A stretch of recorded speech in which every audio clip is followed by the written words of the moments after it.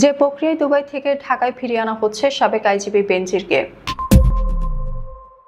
দুবাইয়ে গ্রেপ্তার হওয়া সাবেক পুলিশ প্রধান বেনজির আহমেদকে বাংলাদেশে ফিরিয়ে আনার জন্য প্রয়োজনীয় কাগজপত্র সেদেশে পাঠানো বলে জানিয়েছেন স্বরাষ্ট্রমন্ত্রী সালাউদ্দিন আহমেদ। বেনজিরের প্রত্যর্পণের প্রক্রিয়া অত্যন্ত দ্রুততার সঙ্গে এগিয়ে চলছে বলেও জানিয়েছেন তিনি। শনিবার দুপুরে স্বরাষ্ট্র মন্ত্রণালয়ের এক অনুষ্ঠানে সাংবাদিকদের প্রশ্নের জবাবে একথা বলেন স্বরাষ্ট্রমন্ত্রী। তিনি বলেন, 12 জুন ফেডারেল পুলিশের পক্ষ থেকে ইন্টারপোলের মাধ্যমে আমাদের এনসিবিকে ইমেইলে জানানো হয়েছে বেনজির আহমেদকে তারা গ্রেপ্তার করেছে। আমাদের জারি করা রেড নোটিশের মাধ্যমে তারা বেনজির আহমেদকে গ্রেপ্তার করে। আমি সেদিন বিকেলে জাতীয় সংসদে জাতিকে অবহিত করেছি।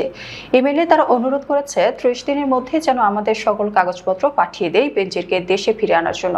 আমরা 30 দিন নয়, তার পরের দিনই কাগজপত্র পাঠিয়েছে। ওয়ারেন্ট, মামলার বিবরণী সহ অনেক কাগজ দেওয়া হয়েছে, সেটা আবার আরবিতে অনুবাদ করতে হয়েছে। বাংলাদেশের এক সময়ের আলোচিত পুলিশ মহাপরিদর্শক বা আইজিপি বেনজির আহমেদ দীর্ঘদিন আত্মগোপনে থাকার পর সংযুক্ত আরব আমিরাত থেকে তাকে গ্রেফতার করা হয়েছে। ইন্টারপোলের সহযোগিতায় তাকে গ্রেফতার করা হয়েছে বলে জানিয়েছেন স্বরাষ্ট্রমন্ত্রী সালাউদ্দিন আহমেদ।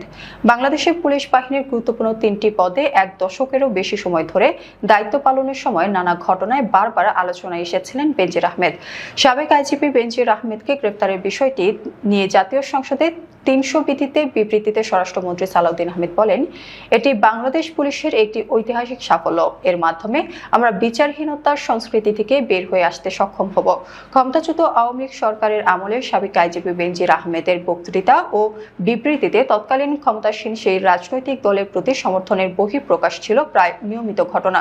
2015 সালের জানুয়ারি থেকে 2020 সালের 14 এপ্রিল পর্যন্ত র্যাবের মহাপরিচালক হিসেবে দায়িত্ব পালন করেছিলেন বেনজির আহমেদ। এরপর ওই বছর 15 এপ্রিল থেকে 2022 সালের 30 সেপ্টেম্বর পর্যন্ত আইজিপি ছিলেন তিনি। আওয়ামী লীগ সরকারের পতনের পর আদালতের এক আদেশের প্রেক্ষিতে বেনজির আহমেদের মালিকানাধীন সাভানা রিসোর্ট ও ন্যাচারাল পার্কের নিয়ন্ত্রণ নিয়েছিল গোপালগঞ্জের জেলা প্রশাসন।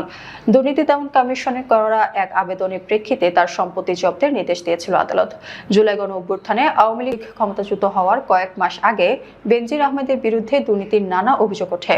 সেগুলো নিয়ে তদন্তে নামে দুর্নীতি দমন কমিশন বা দুদক। সাবেক এই আইজিপির বিরুদ্ধে যখন দুর্নীতির অভিযোগ ওঠে তখনই তিনি দেশ ছেড়েছিলেন। এরপর তার বিরুদ্ধে একাধিক মামলা হয়। সাবেক এই আইজিপির বিরুদ্ধে যে 6টি মামলা ছিল তার মধ্যে জ্ঞাত আয় বহির্ভূত সম্পত্তি অর্জন এবং পাসপোর্ট জালিয়াতির 2টি মামলা ইন্টারপোলের মাধ্যমে নোটিশ পাঠানো হয়েছিল। দুদক কর্মকর্তা আক্তারুল ইসলাম বলেছেন, তাকে গ্রেফতারে দুদক ইন্টারপোলের সহযোগিতা দেওয়া হয় স্বরাষ্ট্র মন্ত্রণালয়ের মাধ্যমে। একই প্রক্রিয়ায় দেশে আনার পর পরবর্তী আইনি প্রক্রিয়া ও বিচার কাজ শেষ করা হবে। কিভাবে সাবেক এই পুলিশ কর্মকর্তাকে দেশে ফিরিয়ে আনা হবে তার একটি প্রক্রিয়াগত ব্যাখ্যা জাতীয় সংসদে জানিয়েছেন স্বরাষ্ট্রমন্ত্রী। তিনি বলেছেন, গত 12 জুন বাংলাদেশ পুলিশ দুবাই থেকে মেইল পেয়ে বিষয়টি সম্পর্কে অবগত হয়।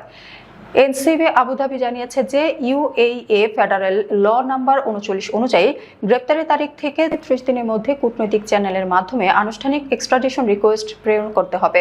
স্বরাষ্ট্র মন্ত্রণালয় কর্তৃক প্রত্যর্পণ প্রস্তাব অনুমোদন করে অতি দ্রুত কূটনৈতিক চ্যানেলে এনসিবি আবুধাবির কাছে পাঠানো হয়েছে এবং তাকে দ্রুততম সময়ে দেশে ফিরিয়ে আনা হবে বলেও সংসদে জানান স্বরাষ্ট্রমন্ত্রী।